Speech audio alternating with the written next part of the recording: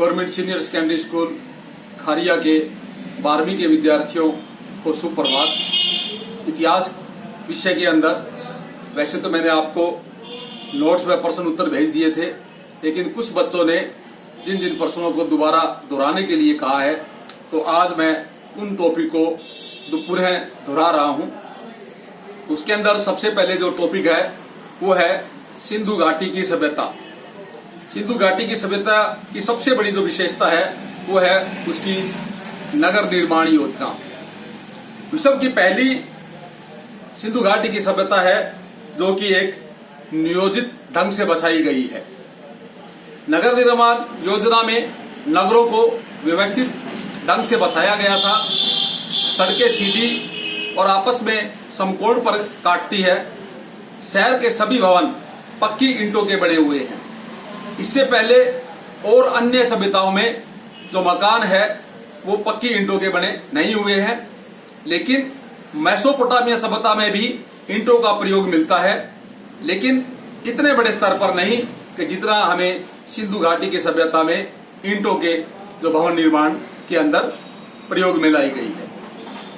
नगर में दुर्ग जहां पर सैनिक और शासक वर्ग के रहने के लिए बनाए गए थे, दुर्गों को भी बड़ी ईंटों से बनाया गया था और उनकी बड़ी सुरक्षा रहती थी, क्योंकि यहाँ पर शासक और सेना दोनों ही निवास करती थी। सिंधु घाटी की सभ्यता की खुदाई के दौरान एक विशाल स्नान गृह मिला है। यह स्नान गृह 11.88 मीटर लंबा, 7.01 मीटर चौड़ा तथा 2.43 मीटर गहरा है। इस स्नान गृह का तल में जाने के लिए दोनों तरफ सीढ़ियों का प्रयोग किया गया है।